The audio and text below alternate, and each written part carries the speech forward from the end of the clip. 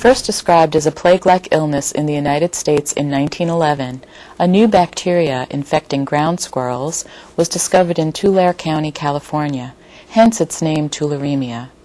This disease, which affects mostly small animals, is frequently associated with sick rabbits, so it was described also as rabbit fever.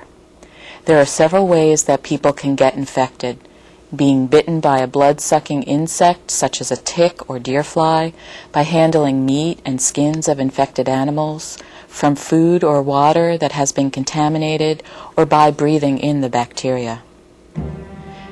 Cases of tularemia happen naturally in the environment, but cases have also happened in laboratory settings where the disease has been studied. Tularemia is not known to spread from person to person, but it has been studied as a biological weapon because it could be used to contaminate food and water, and because it does not require many organisms to infect a person. As with the use of plague, the Japanese also used tularemia in their biological warfare program. General Ishii used it in experiments against the people of Manchuria before World War II. The goal was to create ways to infect as many people as possible at one time. Historians estimate that over 200,000 Chinese were killed in germ warfare field experiments.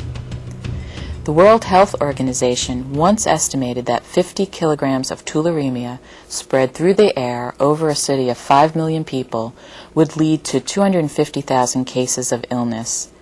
19,000 of these sick people would die. Illness from tularemia would be expected to last for several weeks.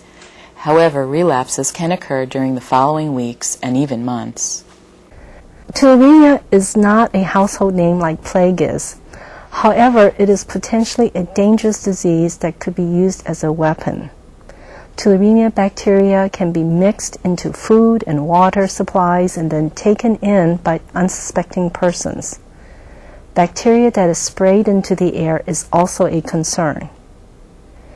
In 1994, it was removed from the list of diseases that doctors are required to report when they occur.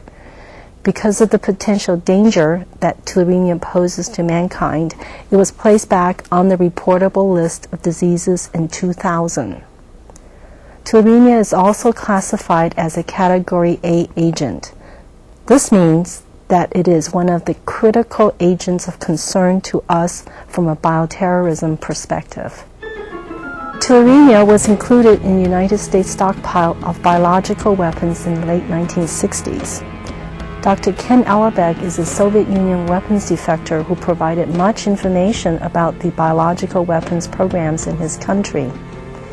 He has indicated that his country and the United States held similar studies trying to engineer tularemia strains that would be resistant to antibiotics and vaccines. The United States ended its development of such weapons in the early 1970s. It's important for doctors to recognize the symptoms and how it spread.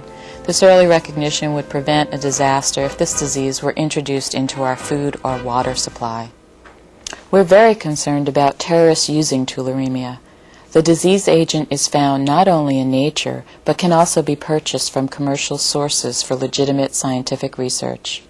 Although tularemia may be obtained from other parts of the world where its transfer is not well regulated, access to this bacteria is under tight control in the United States.